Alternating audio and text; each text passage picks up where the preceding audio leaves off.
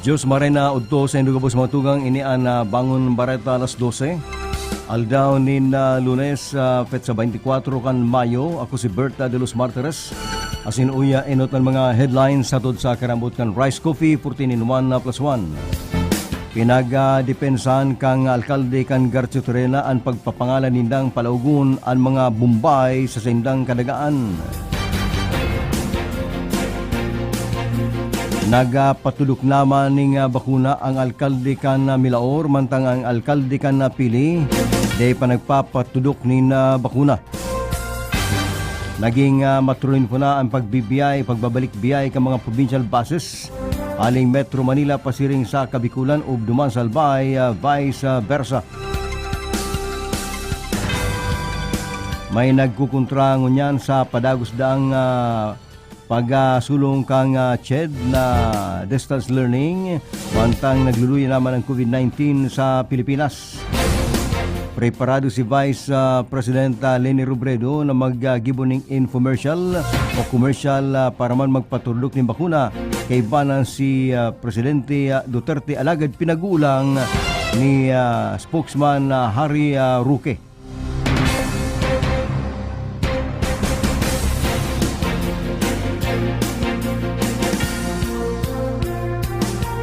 Sa lado international, 12 ang nagkagardan sa pagbagsak ng cable car duman sa Italia. Duman ang gadan sa pambabadil duman sa New Jersey. Sarong sikat man artista sa pelikulang Pilipino ang nagtalikod naman sa kinaban. Yan mga headlines satod sa karambot kan Rice Coffee 14 in 1 plus 1. Sunrise ang sasalubong sa inyong umaga, pampasigla at pampasaya. Sabayan natin ang sunrise. Come on, get up and rise. Rice Coffee para sa kalusugan. Rice Coffee 14 in 1 plus 1. Rice Coffee, purong-puro ang sangkap. Rice Coffee, enjoy ka na, healthy pa. Rice Coffee sa morning, Rice Coffee sa evening, Rice Coffee any time of the day for a healthy family.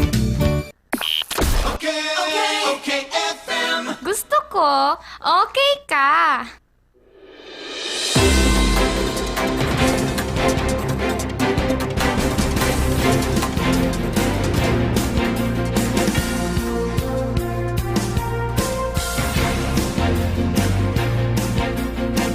Ngunyan sa detalles kan mga bareta inot muna sa lado lokal. Orgulyosong pinag-anunsirman kang alkalde kan Milaor na si Mayor Labas na siya pinagtulukanan ning bakuna para man pangarugang kan sa mga konstituentes. Sa pagpapatulok niya kasuma nagsayuman partulok ta ansayang takyag iguaning tato parang may tato ang wala tuo kung kaya naput siya kung sa'y nalang tutulukan. Kang pinagsuwestyon niya na tutulukan siya sa sayang lubutan, nagatugot man ang paratulok, alagad nagpinaliwanag man na may masubot ng pagkakaiba kung sa takyag o sa lubutan magtutulok, kaya pwede man makapamili ang pasyente o ang taong mapatulok ni bakuna. May masubot katutuan ng mga chismis ka mga kagugurangan na dapat daan bakuna sa takyag. Tayo niharani sa payo, sirman sa puso na madali tulos mag-epekto ang bulong. Takong sa lubot da ito tulog ang bakuna haloy ta sinasagum kang kalamanan kang lubot sirman sa tulak. Kaya haloy ang epekto. Alagad iyang pareho sa naman. Kung kaya ang epekto kan bakuna Mayor Labas madali sa naman. Maski pa sa lubot ini pinagtulok sa saya. Mientras tanto, day man pinagsabi sa report kung takot sa bakuna si Mayor Tambong Galonta. Tayo ni day pa nagpapatulok ang rason ni Mayor Tambong Galonta kan Banuan ng Pili. Gusto niyang mainutan sa mga tao. Day bali siya magsakripisyong pinakauring tulukan. Basta inutundang tulukan ang mga medical frontliners, sila man mga senior citizens, asin mapaurin na lang si Mayor Tambong Galunta, maski nga ni sa man siyang senior citizen. Pinagdipinsan man kang alkalde kan Garcio Torena ang pagpapangalan nindang paglalaog kang mga Bombay Maski nga ini nakakatabang man sa mga negosyante sa pagining pagpapautang.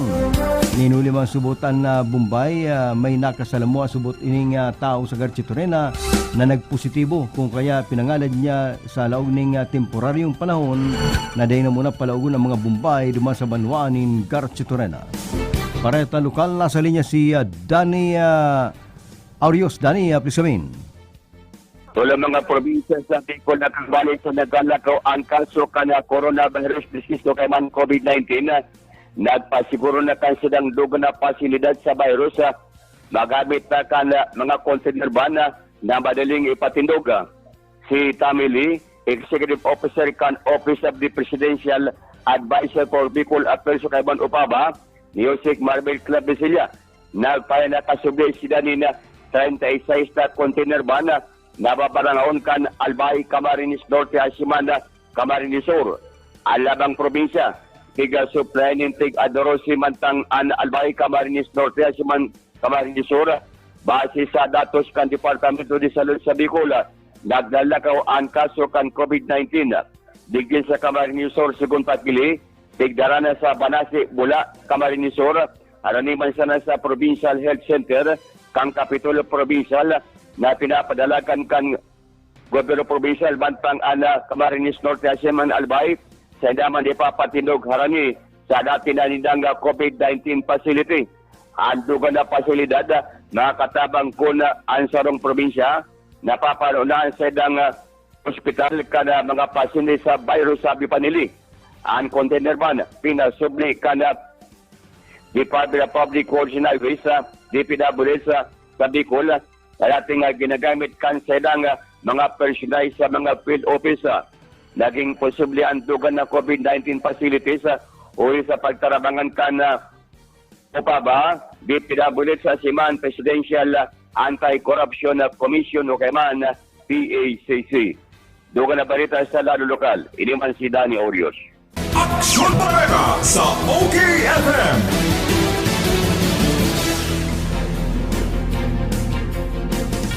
Oras ngunyan na 13 minutos makagi ang alas 12 na pagauto ang oras sa tudyan kang Cabral Bicolandia Supermart DMSQ sirmang kang orinal na Master Square. Naging maturinfuan pagbabalik kang biyay kang provincial bus na hali sa Bicol pasiring naman sa Metro Manila. Ini matapos ang sobrang sarong taon na suspensyon magpumpa kang makigwan ng coronavirus pandemic sa inot na biyay kang bus hali sa Legazpi pasiring Manila, 5 sana ang lunad na pasayro, alagad dinagos ang biyahe. Maayos man da ining nagkabalik ang provincial bus, ninhuli man talagsunod ang mga pasayro, driver at mga konduktor sa pinagagad na RT-PCR test results. Sinaman ang pag-agi sa booking at sinibapang health protocols. Naglalaw mga opisyal na sa mga masunod na aldaw, madakul na mga malunad na pasayro sa mga buses sa Kabikulan, sa Panginot man kang Legazpi Sirman Sila Ninaga, basta magsunod lang sa protokol. Binatikos kang grupo ni mga kahubenan ang pinagtutulod na flexible learning bilang new normal kan Commission on Higher Education o pang-college. Sigon sa National Union of Students of the Philippines na nasabi ng pinagtutulod kang CHED, lalong magpapalala sa financial, mental at emotional na pagsasakit kan mga estudyante. Mas mantinudo pa man giraray dan epektibo ang face-to-face classes para sa edukasyon. Kung plano subot kang CHED na ipursigi ang prolonged flexible learning, dapat magtausin ng gadget at siman internet connection ang mga nangangaipuan na inapud naman kang hubines na party list ang nasabing polisiya bilang kapabayaan sa sektor kan edukasyon.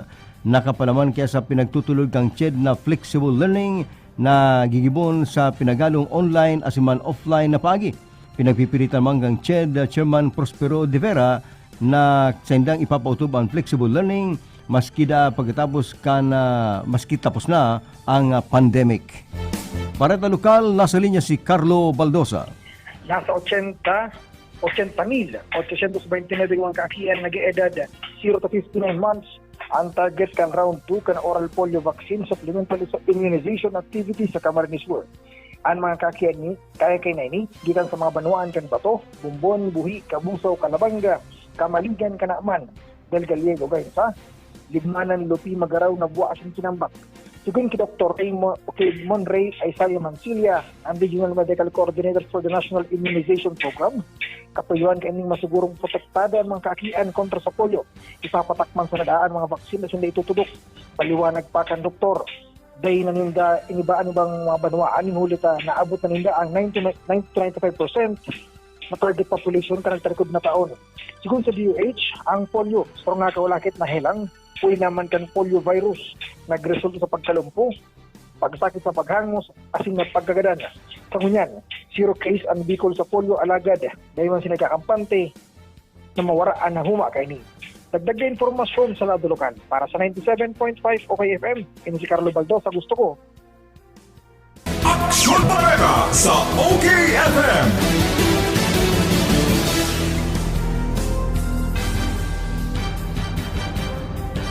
Sa iba pang bareta sa lado nasyonal, pinagpipirit ni Vice President Leni Robredo na andam siyang makibagtabangan kay Presidente Duterte para maingkaminar ang gulpi mga Pilipino na magresibi ng COVID-19 vaccine.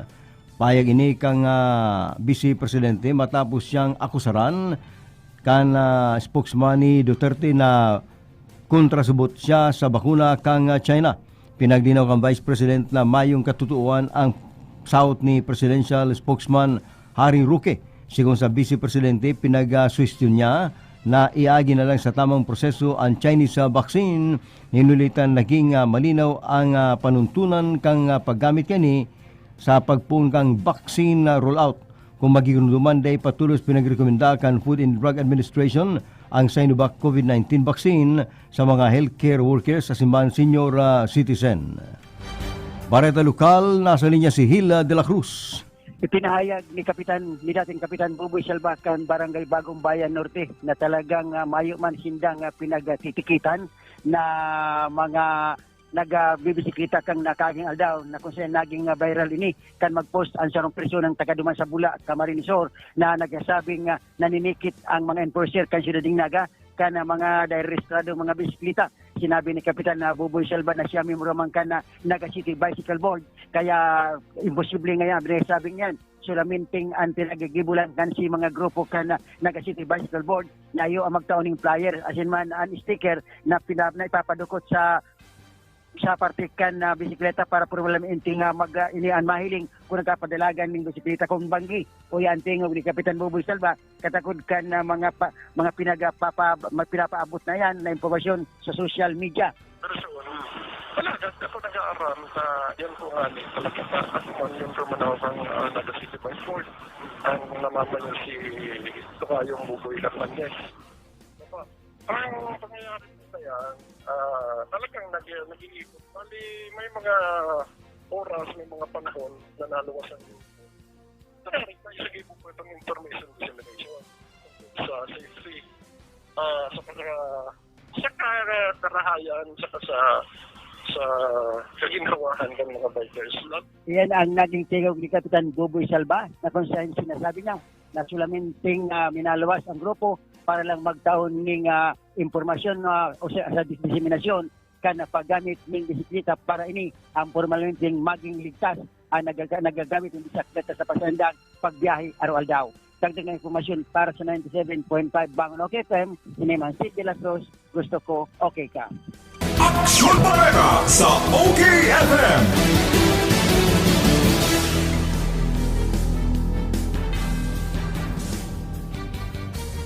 Palago sa iba pang bareta sa lado nasyonal, pinagtukar kang opisyal kang Pilipinas, sirman China ang problema sa West Philippine Sea. Sa ginibong Bilateral Consultation Mechanism o inapo na BCM on South China Sea, nagkaigwaning pag-urulay sina Foreign Affairs Acting Undersecretary for Bilateral Relations and ASEAN Affairs, Elizabeth Buen Soseso, asimman Chinese Assistant Foreign Minister Wu Jianghao. Nagtukar sa virtual conference ang importansya kan pag-urulay para man maibsan ang tensyon sa kada nasyon. Liwat pinagpiritan man ni Buen Suceso na dapat irespeto kan China ang international law kabali na ang 1982 United Nations Convention on the Law of the Sea o inapo na UNCLOS. Pinagkumpirma niya kan delegasyon kan Pilipinas kan mga opisyal gikan sa National Security Council, Philippine Coast Guard, Bureau of Fisheries and Aquatic Resources, Department of Environment and Natural Resources, asimang kan National Defense, Department of Justice, asin iba pa. Sa iba pang bareta sa lado nasyonal, posible dang sa masunod na bulan magpuna ang pag-aadal kan Pilipinas sa epekto kan pagtutudok ning magkaibang brand kan COVID-19 na baksin. Sigon sa Department of Science and Technology, pinagalat paninda ang approval kan Research Ethics Board asin Food and Drug Administration. Sa gigibo na pag-aadal, madurar ning 18 bulan ang pag-aadal sa napapamayan kang Philippine Society for Allergy, Asthma and Immunology. Pinagtutubod naman 1,200 na volunteers man ang target na ibali sa research. Katuyan kang pag-aadal na maaraman ang epekto kan pagtataon ning magkaibang brand nin bakuna bilang first asiman second dose.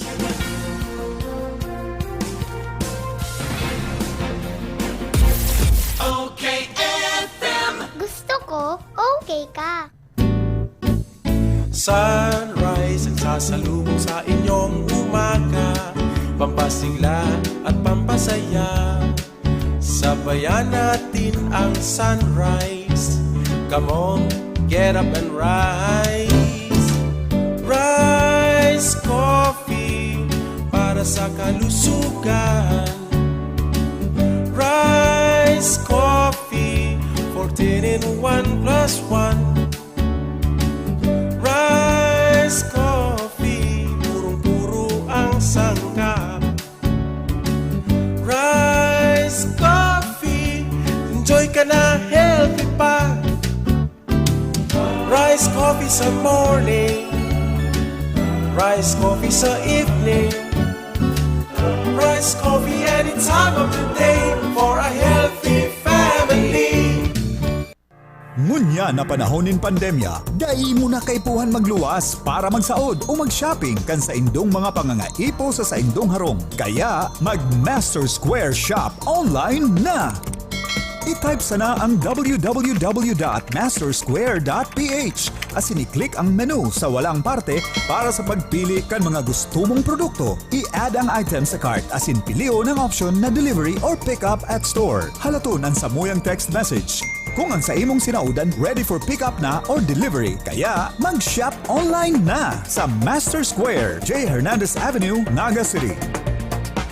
Santon Plus Herbal Capsule. Marieta Villanueva. Thank you sa Santon Plus. Gumanda yung pakiramdam ko at saka hindi na sumasakit katawan ko dahil sa UTI. Tinake ko siya 2 times a day. Good for 1 week. Hindi na sumasakit yung gilid ko. Mag Santon Plus Herbal Capsule na. Mabibili sa mga butika. Santon Plus Herbal Capsule. Arlon Refill, kalimbakaan mga tuwakla. Sinubukan ko yung Santon Plus kasi may bukol malapit sa disposal weight. Sinubukan ko yung Santon Plus. Ay yung bukol nga sa puwitan ko mga piso siguro. Kasi ngayon gumaling po. Kayo rin, mag Santon Plus Herbal Capsule na. Mabibili sa mga butika. Mula na naman sa Rice Brand, narito ang pinakabago, pinakamagaling Rise Extreme Herbal Juice. Ang juice na punong-puno ng sustansya. Very affordable pa. 25 na sari-saring prutas at herbal extracts na siniksik sa isang inumin para makatulong magpalakas ng ating katawan. Spirulina, barley grass, buwa mera, aloe vera extract, guyabano, grape seed, acai berry extract, dragon fruit, mangosteen at iba pang bigating ingredients. 25 fruits and herbs lahat-lahat ang laman ng Rise Extreme Herbal Juice. Kaya kung magjujuice ka rin lang naman, dito ka na sa Rise Extreme Herbal Juice. Tamang-tama ang lasa. Kitang-kita ang bisa. Rise Extreme Herbal Juice. Subukan na. Mabibili sa mga butika, pharmacy at drugstore sa inyong lugar. From its humble beginning, Naga Hope Christian School, the first accredited Christian school in the Bicol region, now attained Level 3 status, accredited by the Association of Christian Schools, Colleges, and Universities Accrediting Council Incorporated. Truly committed to excellence, dedicated to Christian nurture and service. Admission and enrollment for school year 2021-2022 is now going on to all newcomers and transferees for all levels. Preschool, elementary, junior high, and senior high school. Naga Hope Christian School offers free tuition fee for incoming grade 7 and grade 11 for school year 2021-2022 to continuously help our parents at this time of pandemic. Also offers a 5,000 pesos tuition fee discount voucher to all preschool and elementary pupils. Available now at the registrar's office. Accept students without Chinese background. For more information, contact us at 811-6101 or 0919-469-6477. Email us at nhcs.registrar@gmail.com. Naga Hope Christian School, located along Pagadiban Drive, Naga City, in front of Super Metro Mall. Naga Hope Christian School. Quality education for life. Okay, FM. Gusto ko, okay ka. Aksyon Parega sa OKFM.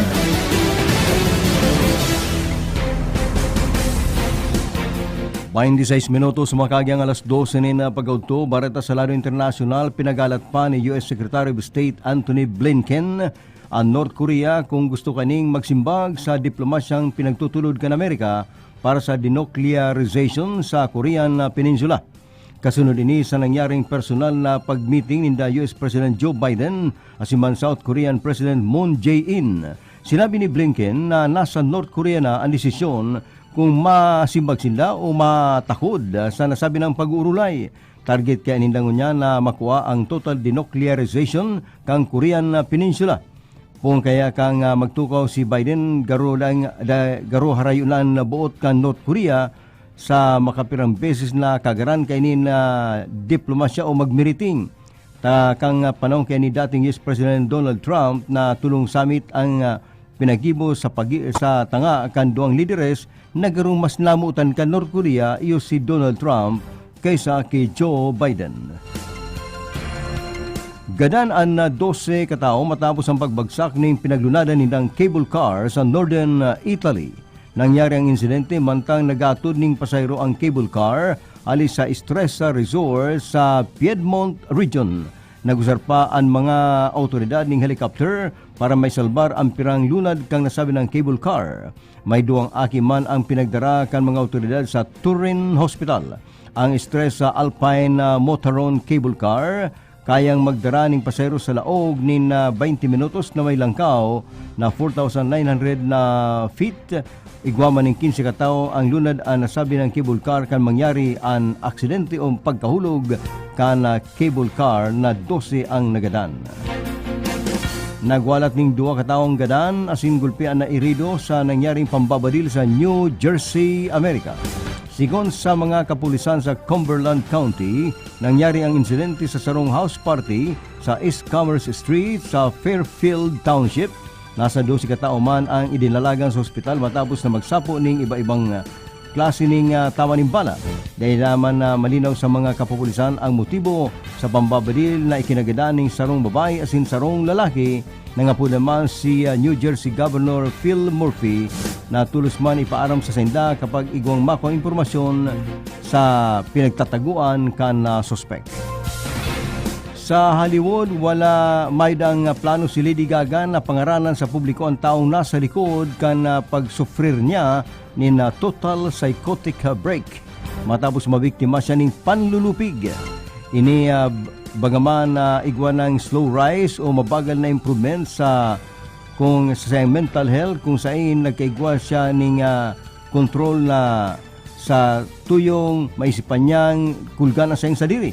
Sigong ki Lady Gaga o Stephanie Hermanuta sa tunay na buhay, pinagtatabangan niya sa iyong sadiri sa laog ng 2 may kabangang taon na pagsairal sa therapy para malikayan ang suicidal thoughts na matapos siyang lupigan ng sarong lalaki. Sa pelikulang Pilipino, binawi na ng buhay ang pinagkukonsiderar na icon sa teatro sa Manila na si Carmen Baby Barredo sa edad na 80. Sigon sa aki kaining si Charlie na nakaigwa ng multiple organ failure ang ina asin binawi ng buhay mantang nakakonfine sa St. Luke's Hospital sa Taguig man ng alas 7:37 Kasubanggi.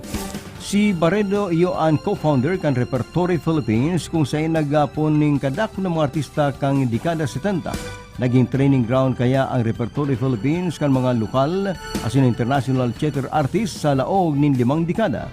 Nag-adal si Barredo ning voice lesson sa irarong ninda Fedis Asensio asin man Initial Sita. Mantang sa musika man, nag-adal siya ki Lucrecia Casilag asin drama man nag-adal siya ki Daisy Avillana. Baretang kantong putikon, day naggalas ang kantong putikon kung ngunya ng mga aldaw, malanit asin mararaan na nagbubugang sa nguso ni dating Congressman Andaya. Sa analisis kang kantong putikon, pinagsusunod lang ni Nonoy Andaya ang tataramo na thought for a thought. Takon siya pinagpaparalamuda man kang kalaban sa politika, panaw naman da siguro na sabaton niya maning ang kalaban ning grabing lamuda. Ini ang inaapod ng nguso sa nguso. Kaya asahan sa mga maabot na daw ang laban kan Villaforte si Mandaya, iyo ang nguso sa nguso. Yan ang mga preskong bareta sa Bangon Bareta alas 12. Nakaiba na sa lado lokal sina Danny Aurios, Carlo Baldosa, Hil de la Cruz, asimban si Ernie Marfil, inasindong para bareta Berta de los Martires. Iyan ang mga kateliponan ka mga bareta lokal, nasyonal, showbiz, asing karawan sa Bareta alas 12. Bareta alas 12. Bareta alas 12.